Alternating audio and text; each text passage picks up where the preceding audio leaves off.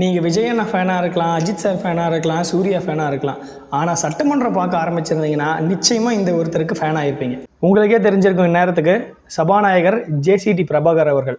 அதாவது இந்த ஒட்டுமொத்த சட்டமன்ற கூட்டத்தொடரினுடைய hero, man of the match யாருன்னு கேட்டால் அது எதிர்கட்சிக்கும் போகாது, ஆளுங்கட்சிக்கும் போகாது. அம்பையராக இருக்கக்கூடிய சபாநாயகர் ஜேசிடி பிரபாகர் அவர்களுக்கு தான் கொடுக்கணும்.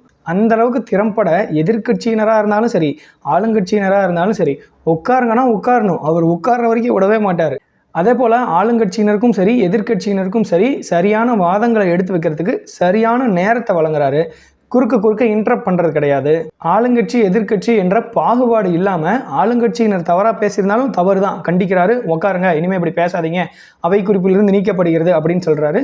எதிர்கட்சியினர் தவறாக பேசினாலும் உட்காருங்க, உட்கார்ந்தாதான் நான் பேச விடுவேன், அவை குறிப்பிலிருந்து நீக்கப்படுகிறது அப்படின்னு பாரபட்சம் பார்க்காம ஒரு நடுநிலையான சபாநாயகரை தமிழ்நாடு இப்போ பார்த்துட்டு இருக்கு. இப்போ ஒரு சபாநாயகர், அதுவும் அவரோட 60களில் இருப்பார் எனக்கு தெரிஞ்சு. அப்படிப்பட்ட ஒரு நபர் ஒட்டுமொத்த 234 சட்டமன்ற உறுப்பினர்களையும் கைக்குள்ளே இப்படி பிடிச்சி வச்சிருக்கிறது அப்படிங்கிறது திறமை தான். கைக்குள்ளே பிடிச்சி வச்சிருக்கிறதுங்கிறது சர்வாதிகாரமாக இல்லாமல் நல்ல அவங்கள தட்டி கொடுத்து பேச வேண்டிய இடத்துல பேசு அப்படின்னு சொல்லியும், அடக்க வேண்டிய இடத்துல உட்காருங்க அப்படின்னு அடக்கியும், சரியான நேரங்களில் செய்ய வேண்டிய சரியான விஷயங்களை செய்கிறாரு அப்படின்னு நான் நினைக்கிறேன். நீங்கள் பார்த்துட்டு இருக்கவங்க ஆளுங்கட்சியினராக இருந்தாலும் சரி, எதிர்கட்சியினராக இருந்தாலும் சரி, உங்களுக்கு இதில் மாற்று கருத்து இருக்காதுன்னு நினைக்கிறேன்.